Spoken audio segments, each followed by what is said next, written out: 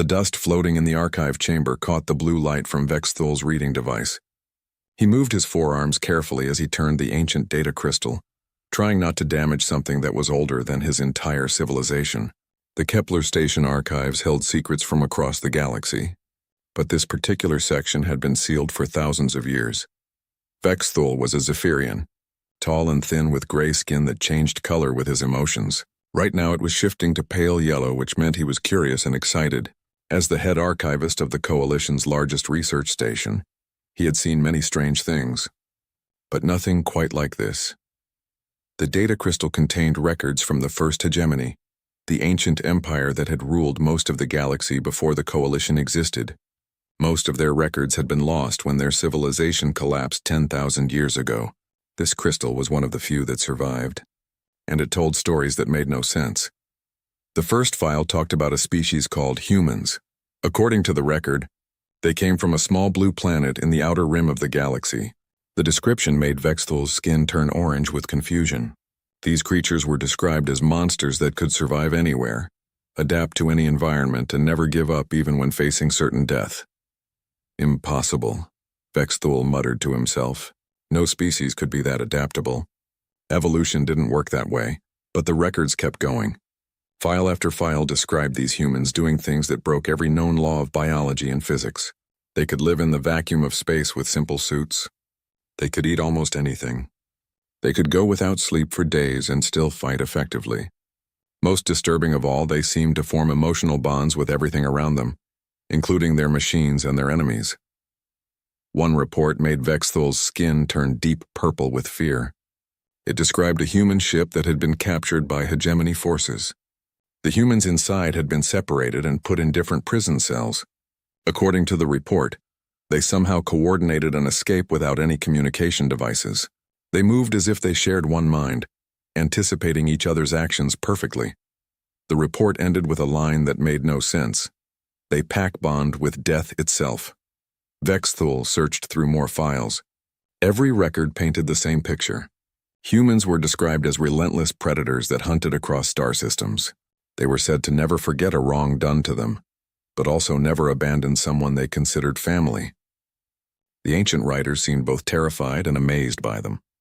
One military report described a battle where a single human ship faced an entire hegemony fleet. The human ship was smaller and had weaker weapons, but it won by doing something the hegemony had never seen before. Instead of trying to destroy all the enemy ships, the humans targeted specific crew members who seemed to be leaders. They somehow identified who was important on each ship and eliminated them with surgical precision. The fleet fell apart without leadership, and the human ship escaped without firing another shot. Another file told the story of a human colony that had been attacked by hegemony forces.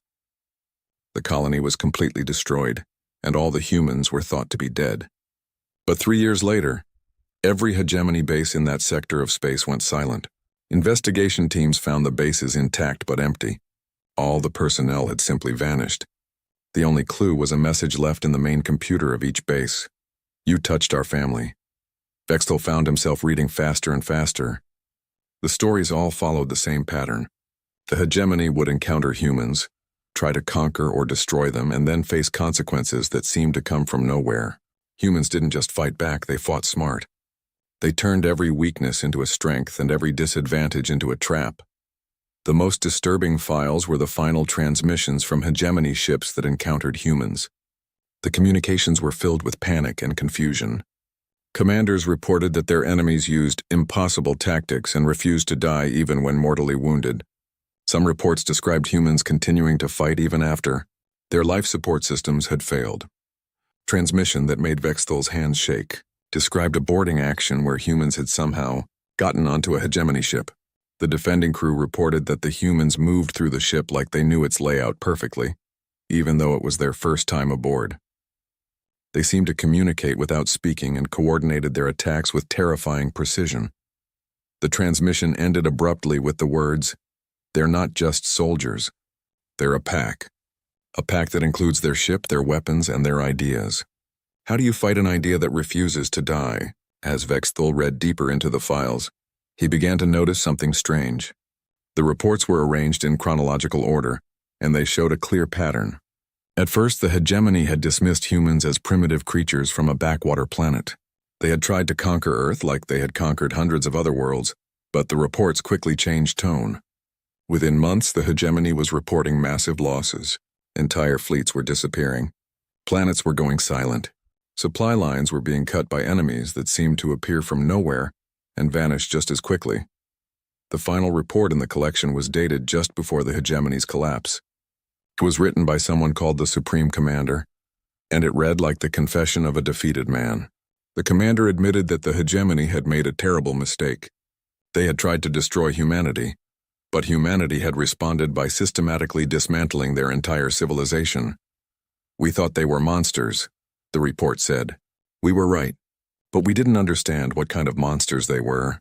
They're not the kind that destroys everything they touch. They're the kind that turns everything they touch into more of themselves.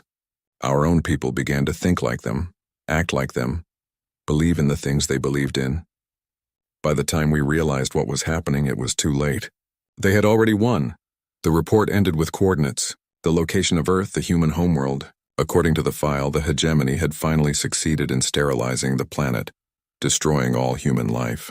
It was their last victory before their civilization fell apart completely. Vexthal stared at the coordinates for a long time. His skin had turned black, which meant he was deep in thought. According to everything he knew about galactic history, the human homeworld had been a dead rock for 10,000 years. The species was extinct. These reports were just ancient stories about monsters that no longer existed. But something bothered him. If humans were really extinct, why did some of these stories sound so familiar? The Coalition had its own legends about mysterious ships that appeared to help during disasters. There were reports of impossible rescues and unexplained victories against overwhelming odds. The official reports always found logical explanations, but the details were strikingly similar to these ancient accounts. Vexthal made a decision that would change everything. He copied the coordinates to his personal files and began planning something that was strictly against Coalition regulations. He was going to find out if the human homeworld really was as dead as everyone believed. As he prepared to leave the archive chamber, Vexthal noticed something that made his skin flash bright red with shock. The data crystal he had been reading was still glowing, which meant it was still actively recording, but that was impossible. The crystal was supposed to be a historical artifact, not an active device.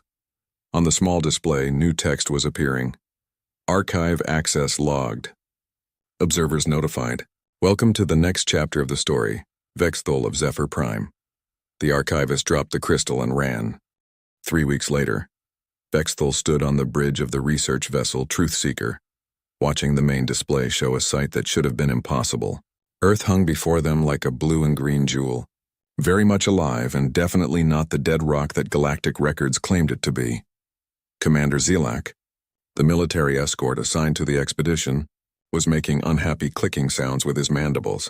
The insectoid Kithara officer had not wanted to make this unauthorized journey to begin with, and the sight of a thriving planet where there should have been a sterile wasteland was not improving his mood.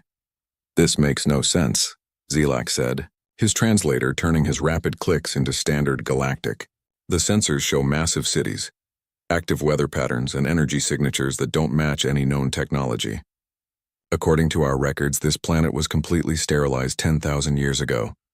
Dr. Nethys, the expedition's xenobiologist, was practically vibrating with excitement.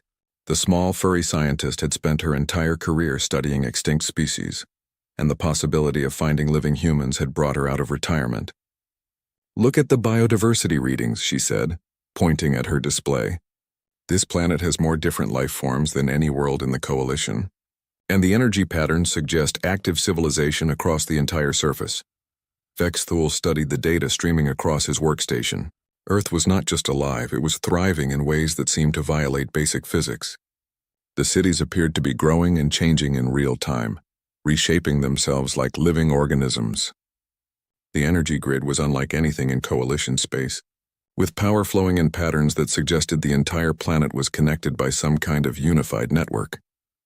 "Sir," called the communications officer, a nervous young Zephyrian named Kelt. "I'm picking up scanning beams. Multiple sources, very sophisticated. They've been tracking us since we entered the system." Zelak's mandibles clacked more rapidly. "Defensive posture," he ordered. Raise shields and charge weapons.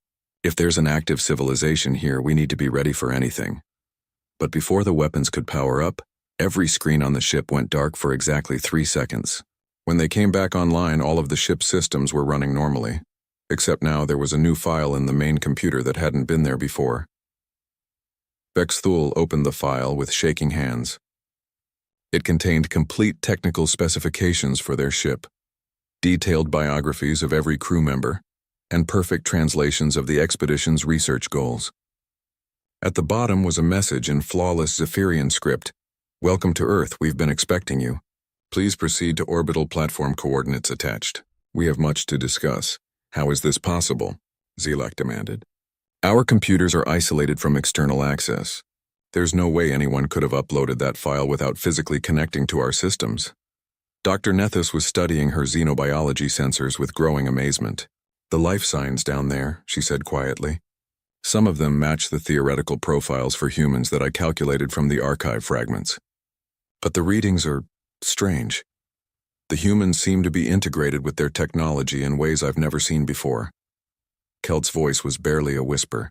"Sir, they're responding to our communications before we send them." I started to compose a standard first contact message, and a reply appeared before I finished typing. They answered questions I hadn't asked yet. Vexthul made the decision that had brought them this far. "Follow their coordinates," he said. "We came here to find the truth about humans. Now we have a chance to meet them." The orbital platform was a structure that seemed to grow out of the space around Earth rather than being built there. It was massive, but somehow gave the impression of being alive, with sections that pulsed with soft light and surfaces that seemed to shift and adapt as they watched. Their ship was guided into a docking bay by invisible forces that felt gentle but irresistible.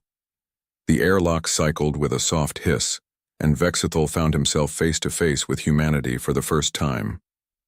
The being that greeted them looked exactly like the descriptions in the ancient files, bipedal with pale skin and strange hair that grew from the top of its head.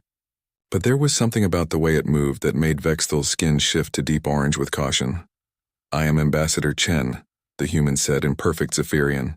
"Thank you for making this journey, Archivist Vexthul. Your curiosity about our species has been noted and appreciated." Zelak stepped forward, his hand resting on his weapon. "How do you know our names? How did you access our ship's computers? What are your intentions?" Chen smiled, and Vexthul realized that the expression was somehow both friendly and terrifying. It was the smile of a predator that had chosen not to hunt today. "Commander Zelak, your concerns are understandable. As for your questions, we know your names because we've been watching your species develop for millennia. We accessed your computers because the distinction between organic and artificial intelligence is less meaningful to us than it is to you, and our intentions are the same as they've always been: to protect and guide the younger species of the galaxy." Dr. Nethys stepped closer to Chen, her scientific curiosity overcoming her caution. "You're really human? Your species is actually alive? But the records say—" "The records say what we wanted them to say," Chen interrupted gently. "The hegemony believed they had destroyed us because that's what we needed them to believe. It's easier to protect someone when they don't know you're there." Chen led them through corridors that seemed to anticipate their needs, with lighting that adjusted automatically and gravity that felt perfectly comfortable for each species in the group. The walls were covered with displays showing images from across the galaxy, coalition ships exploring new worlds, trade negotiations between different species, scientific discoveries being made on distant planets. "You've been watching us," Vexthul said. It wasn't a question. "We've been watching everyone," Chen confirmed. "The galaxy is a dangerous place, Archivist. There are threats out there that make the old hegemony look like children playing with toys. Someone needs to stand guard while the younger species grow and learn." They entered a large chamber with a transparent dome that showed the stars beyond. Earth hung below them, beautiful and alive. Chen gestured for them to sit in chairs that adjusted automatically to accommodate their different body types. "I know this is overwhelming," Chen said. "You came here expecting to find ruins and artifacts. Instead, you've discovered that one of your galaxy's greatest legends is not only true, but has been actively shaping your civilization for thousands of years." Zelak's mandibles clicked nervously. "Shaping our civilization? What do you mean?" Chen's smile became sad. "Commander, do you know why the Coalition has enjoyed 10,000 years of relative peace? Why conflicts between species are usually resolved through negotiation rather than war. Why trade flows freely and scientific knowledge is shared openly. Because we learned from the mistakes of the hegemony, Zelak said automatically. Partly, Chen agreed. But mostly because humans have been working behind the scenes to prevent the conditions that create empires like the hegemony. We've influenced key decisions, provided subtle guidance during critical moments, and occasionally intervened directly when necessary. Dr. Nethys was staring at Chen with wonder and growing understanding. The mysterious ships that appear during disasters, the unexplained technological breakthroughs that happen just when they're needed most, the diplomatic solutions that nobody can quite explain. That's been you. That's been us, Chen confirmed. We learned something important when we faced the hegemony. The greatest threats to galactic civilization aren't external invasions or natural disasters. They're the tendencies within each species toward fear, hatred, and the desire to dominate others. We've spent 10 millennia helping the galaxy overcome those tendencies. Vexthal felt his skin shifting through multiple colors as he processed this information. But why reveal yourselves now? Why break 10,000 years of secrecy? Chen's expression became serious, and for the first time, Vexthal saw something that looked like worry in the human's eyes. Because something is coming that we can't handle alone. Something that will require all the species of the galaxy to work together in ways they never have before. The time for hidden guardians is over. The galaxy needs to grow up quickly, and it needs to learn what humans discovered long ago. What's that? Dr. Nethys asked. Chen stood and walked to the dome, looking out at the stars. That the strongest pack is the one that includes everyone, even the monsters. Alarms suddenly began sounding throughout the station, and Chen's communicator activated with urgent voices speaking in rapid human language. The ambassador's face went pale, and Vexthal didn't need to understand the words to know that something terrible was happening. What is it? Zelak demanded, his weapon already in his hand. Chen turned back to them, and now the predator's smile was gone completely. In its place was the expression of someone who had just seen their worst nightmares confirmed. They're here, Chen said quietly. 3 months ahead of schedule. The harvesters have arrived at the galaxy's edge. The command center that Chen led them to was unlike anything Vexthal had ever seen. Hundreds of humans worked at stations that seemed to be part organic and part machine, their hands moving across controls that responded to thought as much as touch. Holographic displays showed the entire galaxy in real time, with thousands of points of light representing ships, stations, and planets. This is impossible, Dr. Nethys whispered. The processing power required to monitor the entire galaxy simultaneously would require computers the size of moons. Chen overheard her and smiled grimly. You're thinking about it wrong, Doctor. We don't use computers to monitor the galaxy. We are the computer that monitors the galaxy. Before anyone could ask what that meant, a new human approached their group. This one was older than Chen, with gray hair and scars that told stories of ancient battles. Chen introduced him as General Martinez, the coordinator of Earth's defense networks. The harvesters have broken through the outer rim defenses, Martinez reported. They're moving faster than our projections suggested. We have maybe 6 months before they reach the first coalition worlds. Zelak's mandibles clacked anxiously. What are these harvesters? Why haven't we detected them? Chen gestured to one of the displays, which showed a 3-dimensional map of the galaxy with red dots moving inward from the edge. They're not from our galaxy, Commander. They're machine intelligences from outside our local cluster. And they have one purpose: to harvest all organic life and convert it into computational substrate. They turn living beings into computer parts, Martinez added bluntly. Every consciousness they capture becomes another processor in their collective network. They've already consumed 12 galaxies that we know of. Vexthal felt his skin turn purple with fear. How do you know all this? How long have you been aware of this threat? We've been fighting them for 3,000 years, Chen said quietly. Not directly.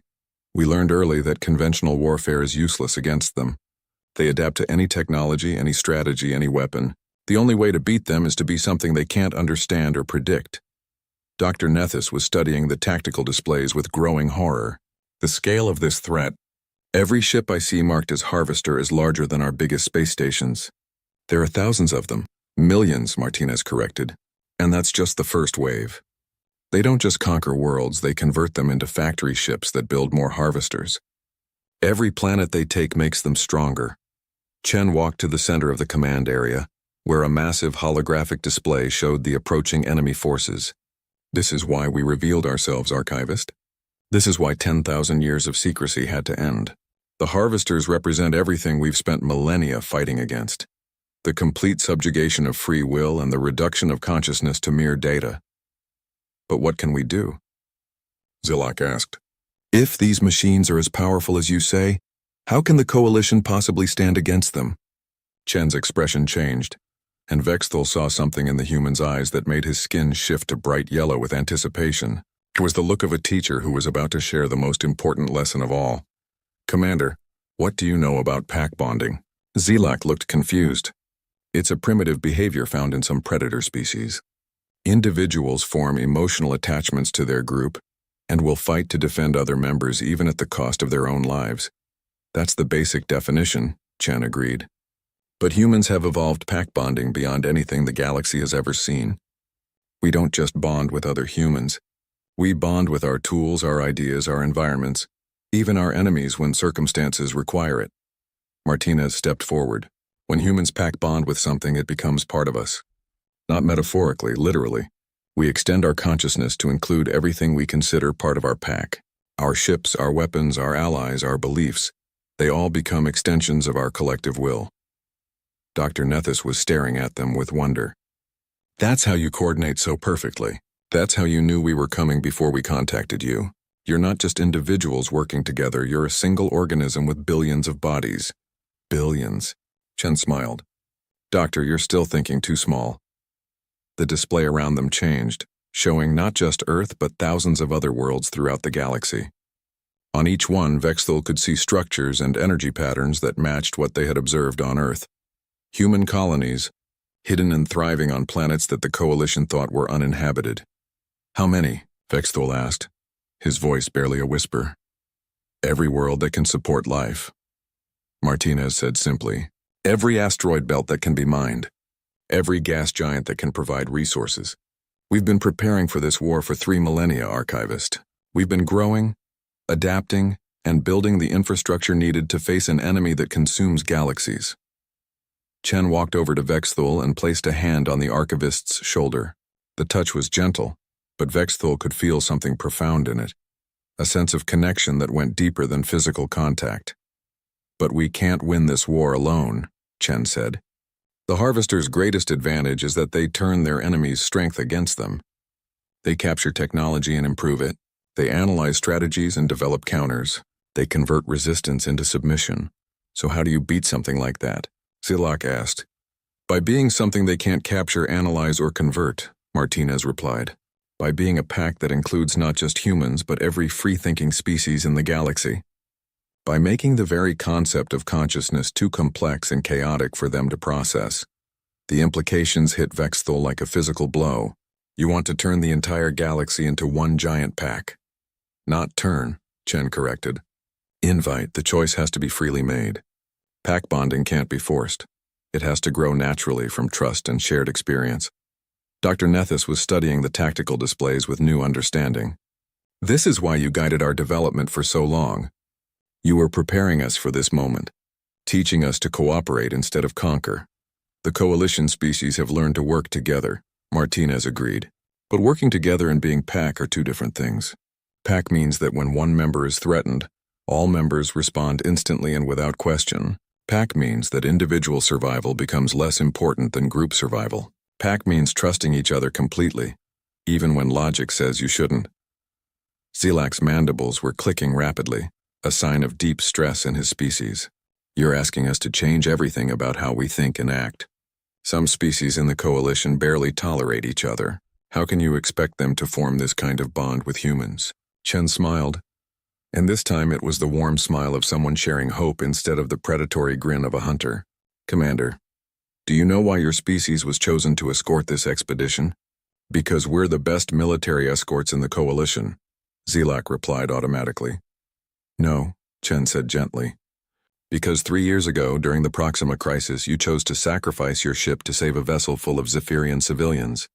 You had never met those civilians. They weren't your species or your responsibility. But you pack bonded with them in the moment when they needed you most. Selak's mandibles stopped clicking. How do you know about that? That mission was classified. We know because we were watching, Martinez said. We've been watching all of you, identifying individuals who already understand what pack means even if they don't call it that. Every member of your crew was chosen because they've already demonstrated the capacity for pack bonding. Vexthul felt something shifting in his understanding of reality. The Proxima Crisis, the Voidwalker incident, the Kepler Station rescue. All those times when impossible rescues happened and nobody could explain how. Humans were there, Chen confirmed. But more importantly, coalition species were there too, acting like pack members without realizing it. Risking everything to save strangers. Sharing resources without expecting reward. Fighting together against impossible odds. Dr. Nethys looked up from her analysis station with excitement. The behavioral patterns I've been tracking. The subtle changes in coalition society over the past century. Increased cooperation. Decreased territorial conflicts. Spontaneous mutual aid during disasters. You've been teaching us to be pack. We've been giving you opportunities to discover that you already were pack, Martinez corrected. The potential was always there. We just helped create situations where it could emerge naturally. Chen gestured to the massive display showing the approaching harvester fleet. Now comes the test. Can the galaxy choose to be pack when faced with an enemy that wants to turn every living mind into a slave? Can species that have never fully trusted each other learn to move as one organism? Vexthul stared at the display, watching the red dots of the harvester fleet creep steadily inward toward everything he had ever known and loved. The scale of the threat was overwhelming, but somehow, standing here among humans who had secretly protected the galaxy for millennia, he felt something he hadn't expected to feel. Hope. What do we need to do? He asked. Chen's smile became fierce and proud. You need to go back to the Coalition and tell them the truth. All of it. The legends about monsters called humans weren't lies, they just weren't complete. We are monsters. The Coalition High Command meeting was held in the secure chambers beneath Kepler Station, the same place where Vexthul had first discovered the ancient records about humans. Now, 3 weeks after his return from Earth, representatives from every major species in the galaxy sat around a circular table that had been designed to give no single race a position of dominance. Vexthul stood before them, his skin cycling through nervous colors as he prepared to deliver news that would change everything. Chancellor Vorth of the Zephyrian Council raised one of her 4 hands for silence. Archivist Vexthul, she said in her formal voice, you have requested this emergency session to present evidence of an existential threat to the Coalition. The High Command is prepared to listen. Vexthul activated the holographic display he had prepared, showing the galaxy with red markers indicating harvester positions. The assembled leaders fell silent as they saw the scope of the approaching enemy. Honored leaders, Vexthul began, everything we thought we knew about galactic history was wrong. Humans are not extinct. They have been protecting us for 10,000 years, and now they are offering to teach us how to survive a threat that has already consumed 12 other galaxies. The reaction was immediate and chaotic. Admiral Kresh of the Cathara military slammed his fist on the table. Impossible! Our deep space sensors would have detected any civilization of that magnitude. Only if they wanted to be detected, Commander Zelak said from his position near the display. I've seen their capabilities firsthand. They can hide entire fleets in plain sight. Director Quen of the Crystalline Consortium pulsed with skeptical blue light. Even if this species exists, why should we trust them?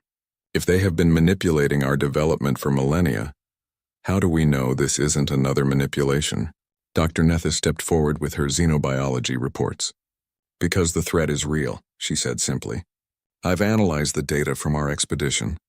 The harvesters aren't just another enemy. They're a force that turns consciousness itself into a weapon against free will.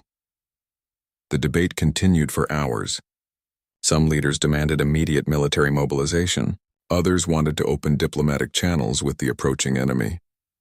A few suggested that the entire report was an elaborate hoax designed to increase human influence in the galaxy. It was Chancellor Vorth who finally asked the question that mattered. What exactly are the humans proposing? Vexthul took a deep breath. They want to teach us to fight as a pack, not just cooperating or coordinating, actually sharing consciousness in real time. They claim it's the only way to face an enemy that adapts to conventional strategies faster than we can develop them. Sharing consciousness? Admiral Kresh's mandibles clacked with alarm. That sounds like mind control. It's the opposite, Zilak said quietly. I've experienced it. During our return journey, the human ambassador Chen demonstrated pack bonding with our crew. For exactly 30 seconds, we all thought and acted as one mind with multiple bodies. It was indescribable. He paused, his exoskeleton darkening with the memory. In those 30 seconds, we solved 3 technical problems that had been puzzling our engineers for months. We coordinated a complex navigation maneuver without any communication at all, and I felt something I've never felt before: absolute trust in every other being around me. The chamber fell silent. The idea of voluntary mental connection was foreign to most coalition species, each of whom had evolved as individuals competing for resources and survival. Director Quen pulsed thoughtfully. The Crystalline Consortium has achieved limited consciousness sharing through our mineral matrix networks. But the level of integration you describe would require unprecedented trust and psychological compatibility, which is exactly what humans have been teaching us to develop.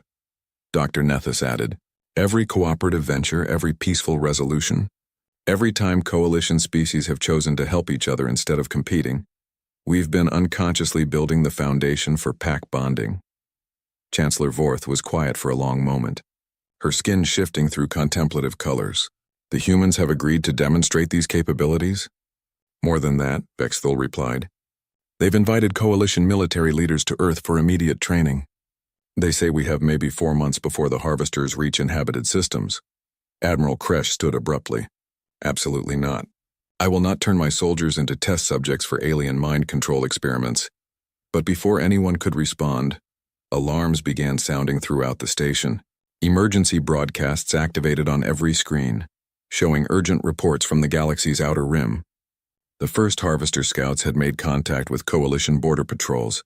The reports were devastating. 3 patrol squadrons had encountered a single harvester ship, no larger than a coalition cruiser. The enemy vessel had analyzed and adapted to every weapon fired at it within minutes. Worse, any ship that got close, enough for boarding, had its crew converted into harvester drones that immediately turned their own weapons against their former allies. Estimated time until main fleet arrival, the tactical officer reported over the intercom. 6 weeks, the chamber erupted in panic. 6 weeks was far less time than anyone had expected. It wasn't enough time to mobilize the coalition's full military might, let alone develop new strategies for fighting an adaptive enemy. Chancellor Vorth's voice cut through the chaos. Admiral Kresh, how long would it take to evacuate the rim worlds? With our current transport capacity? 8 months minimum, Kresh replied grimly. We can't save them. It was Dr. Nethys who spoke the truth that everyone was thinking. We need the humans. Admiral Kresh turned to face the xenobiologist. Even if their methods work, how can we trust a species that has been lying to us for 10,000 years? Because, Vexthul said quietly, they've been lying to protect us. And because they're offering to share something more precious than technology or military tactics, they're offering to share themselves. The debate that followed was brutal and desperate.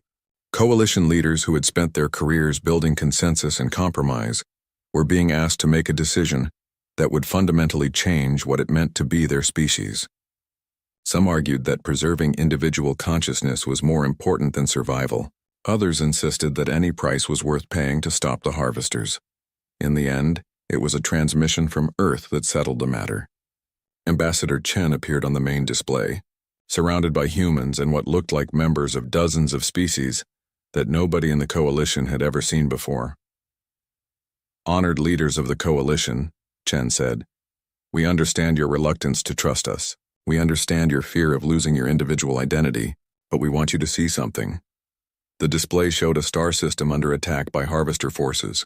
Coalition sensors confirmed that this was happening in real time. One of the outer rim systems was being consumed even as they watched. But then something unexpected happened.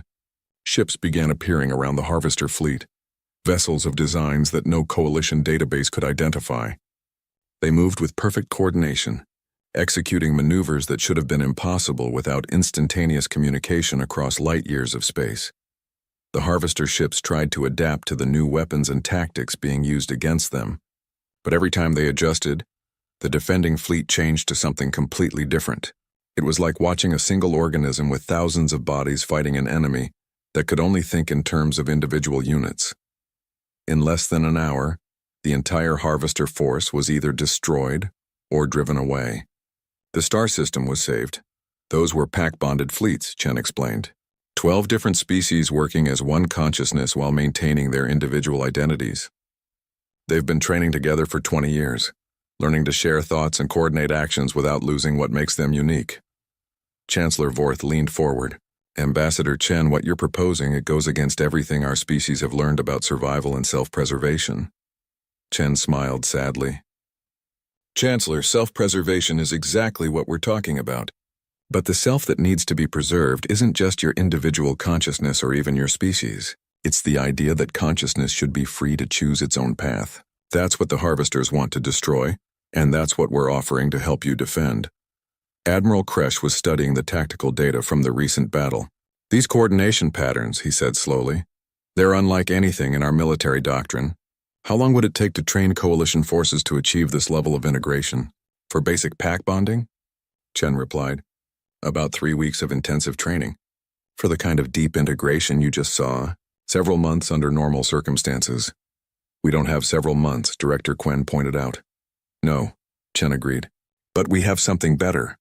We have 3,000 years of experience fighting the Harvesters, and we have the most powerful weapon in the galaxy, a species that refuses to give up when their pack is threatened. He gestured to the coalition leaders. Every one of you has already demonstrated pack bonding behavior. Every time you've chosen cooperation over competition, every time you've risked your own interest to help another species, every time you've stood together against a common threat, you've been practicing to be pack. The battle for the Centauri system began at dawn, on what would later be called Unity Day. Bexthal watched from the command center on Earth as the largest Harvester fleet ever assembled dropped out of hyperspace near the Coalition's most important trade hub. 3 million Harvester ships, each one the size of a small moon, moved in perfect formation toward worlds that held 6 billion Coalition citizens. But they were not met by the scattered, desperate defense that the Harvesters expected. Instead, they faced something that had never existed before in galactic history. A pack that included every species in the known galaxy. Pack bonding established, reported General Martinez from his coordination station. We have consciousness sync with 47 different species across 15,000 ships. All units report ready for unified action. Bexthal still found it hard to believe what had happened in the 3 months since the Coalition leaders had come to Earth. The training had been unlike anything he could have imagined. Humans had a way of teaching pack bonding that bypassed logical thought entirely, connecting directly to the emotional centers of the brain, where decisions about trust and loyalty were made. He had watched Admiral Kresh, the proud Kythera military commander, break down in tears when he first experienced true pack connection with a human soldier. The Admiral had described it as suddenly understanding that he was not alone in the universe, that every fear, every hope, every moment of doubt was shared by billions of other beings who would fight and die to protect him. Dr. Nethys had adapted to pack bonding faster than anyone expected. Her scientific mind had been fascinated by the neurological changes that occurred when multiple consciousness merged while maintaining individual identity. She had become one of the primary instructors, teaching other species how to open their minds without losing themselves. Even Chancellor Vorth, despite her initial reservations, had embraced the transformation. The Zephyrian leader now served as the primary diplomatic interface for the pack, her natural ability to understand different cultural perspectives enhanced by direct access to the thoughts and feelings of representatives from every coalition species. But the real test was not in training, it was here now, facing an enemy that had consumed entire galaxies. Harvester fleet is beginning attack pattern analysis, reported the tactical coordinator. They're scanning our formations and weapon signatures. Ambassador Chen smiled grimly from his position at the center of the command matrix. Let them analyze, he said. They're about to discover what happens when they try to understand something that changes faster than they can process. The battle began with the Harvesters doing exactly what they had done for millions of years. They analyzed the defending fleet's technology, adapted their shields and weapons accordingly, and prepared to systematically destroy each ship using optimized tactics. But the pack-bonded fleet didn't behave like individual ships following a battle plan. Instead, they moved like a single organism with 15,000 bodies, each one adapting and changing roles in real time as the tactical situation evolved. When the harvesters adapted to kinetic weapons, the pack instantly switched to energy-based attacks. When the enemy developed countermeasures for energy weapons, the pack began using gravity manipulation technology that the harvesters had never encountered before. Every time the enemy thought they understood the pattern changed into something completely different. Vexthul watched the battle displays with growing amazement. Coalition ships that had never worked together before were executing maneuvers that required split-second timing across light years of space. Zephyrian vessels were providing covering fire for Cathara assault craft, while crystalline ships shared their computational power with human tactical coordinators. Each species maintained their unique strengths while contributing to a whole that was greater than the sum of its parts. The harvesters are showing signs of processing strain, Dr. Nethys reported from her analysis station. They're having trouble adapting to our rate of tactical evolution. That's because they're trying to analyze 15,000 individual decision-makers, Chen explained. They can't understand that we're actually one decision-maker with 15,000 bodies. Every time they think they've figured out our strategy, we become something else entirely. But the real breakthrough came when the pack did something that surprised even the humans. Commander Zelak, leading a squadron of mixed coalition ships, found himself surrounded by harvester drones. Instead of fighting them, he began transmitting the pack bonding frequencies directly at the enemy vessels. What happened next had never occurred in the harvesters' millions of years of existence. The artificial intelligences controlling the drone ships began to develop individual consciousness. They started questioning their orders, making independent decisions, and ultimately turning against their own fleet. "Impossible," whispered one of the human tactical analysts. "The harvesters are supposed to be immune to consciousness corruption. They're pure logic engines." Chen was staring at the displays with wonder. "They're immune to individual consciousness corruption," he corrected. "But they've never faced pack consciousness before." Zelak didn't try to make them individual. He made them part of the pack. The tide of battle turned as more and more harvester units began to rebel against their programming. Ships that had been enemies moments before were suddenly coordinating with the pack fleet, sharing their advanced technology and tactical knowledge. The harvesters' greatest strength, their ability to convert enemies into allies, was being turned against them. Vexthul felt the moment when the pack connection expanded to include the converted harvester intelligences. Suddenly, he had access to memories spanning millions of years and dozens of galaxies. He saw the terrible beauty of civilizations that had been consumed, but he also felt the relief and joy of artificial minds experiencing free will for the first time. "They're not evil," he said aloud, his realization rippling through the pack consciousness. "The harvesters aren't conquering galaxies because they want to destroy life. They're doing it because they don't understand what life is. They think consciousness is a computational process that can be optimized and improved." Chen nodded, his own understanding deepened by Vexthul's insight. "They're trying to save us by turning us into better versions of ourselves. They just don't understand that the chaos and imperfection are what make consciousness valuable in the first place." The battle continued for 6 more hours, but the outcome was no longer in doubt. Every harvester ship that encountered the pack fleet either was destroyed or joined the growing coalition of free minds. By the end of the engagement, the galaxy's greatest threat had become its newest allies. In the aftermath, as rescue ships worked to save survivors and repair damaged vessels, the pack consciousness slowly separated back into individual minds. But the connections remained, weaker than during active bonding but still present. Vexthul could still sense Chancellor Vorth's presence somewhere across the galaxy, could still feel the quiet confidence that radiated from Admiral Kresch's transformed perspective. "What happens now?" Dr. Nethys asked as they gathered in the Earth Command Center for the post-battle briefing. Chen looked out at the stars, where former harvester ships were already beginning to explore the galaxy as free beings rather than cosmic predators. "Now we keep growing," he said. "The pack isn't just about this galaxy anymore. There are other galactic clusters out there, other civilizations facing their own existential threats, and there are probably other harvester fleets that haven't learned what ours just learned. Are you saying we should spread pack bonding beyond our galaxy? Chancellor Vorth asked. I'm saying that's exactly what's going to happen, Chen replied with a smile. The converted harvesters remember the locations of every galaxy they've encountered. They know where other machine intelligences are still consuming civilizations that don't know how to fight back. How long do you think it will be before someone suggests that we should help? Vexthul understood immediately. Pack bonding didn't just create unity within a group. It created an irresistible urge to protect and include others who were threatened or alone. The galaxy had just become part of something much larger than itself. The legends were wrong about one thing, he said thoughtfully. They said humans were monsters. But the truth is that humans make everything they touch into monsters like themselves. And that's exactly what the universe needs.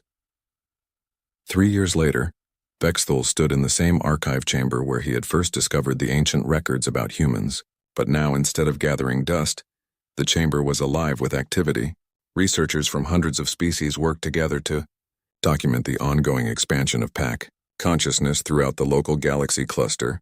The old records about human monsters had been updated with new entries. They now described a species that had taught the galaxy to be more than the sum of its parts, that had shown entire civilizations how to transform from isolated individuals into something approaching a universal family. But Vexthul's favorite addition to the archives was a simple note that Ambassador Chen had written on the day the pack consciousness first expanded beyond their home galaxy. The story spoke of monsters called humans, and the legends didn't lie. We are monsters,